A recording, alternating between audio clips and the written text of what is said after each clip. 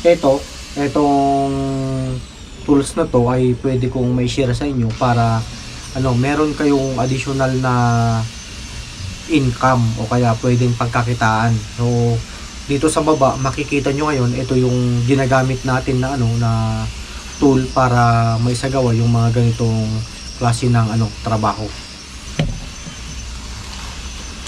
So take note, yung ginagawa natin effective ito lalo na dun sa mga nakatira sa yung mga malapit sa mga bundok, kaya yung mga nasa ilog, di ba, kung minsan may mga diyan na kahoy. So yan, pwede nating gamitan ng mga ganitong tools para malinisan. So sa dulo ng video na to, sasabihin ko kung ano yung eksaktong pangalan at saan pwedeng bumili.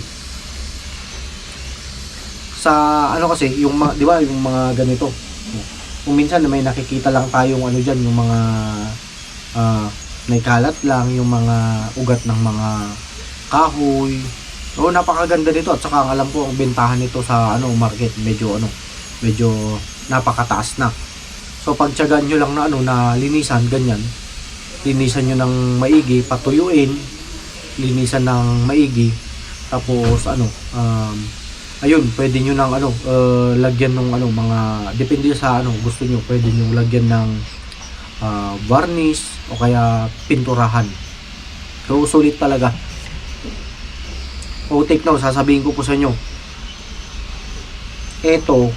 itong ginagamit natin ito na nakalagay dito sa grinder ay hindi rin sa review ko, hindi rin basta-basta napupudbud.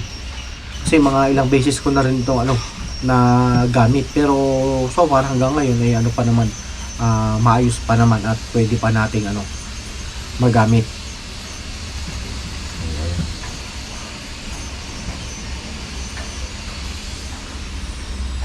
O talaga, kahit yung mga simpleng lang, kahit yung mga simpleng bagay lang na meron kayo nito ay pwede na kayong makapag-start na na maghanap buhay.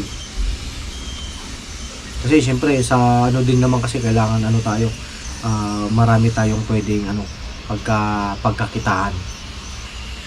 So, ang tawag dito ay grinding disc. So ayan, alam niyo na. So saan nga ba ito? Ito ay mabibili sa inyong mga sa inyong mga suking hardware. So sabihin niyo lang ay grinding carving disc pala ito. Alam mo, yung grinding disc pala ay yun yung ginagamit sa sa bakal. O yun yung eksaktong pangalan, carving disc. So ngayong alam nyo na, baka naman yung malaking tulong po ang inyong pag-share at mag-follow po kayo sa ating page at talakayin natin yung mga ibang iba't ibang uri ng trabaho at iba't ibang uri ng pwedeng pwedeng pagkakitaan.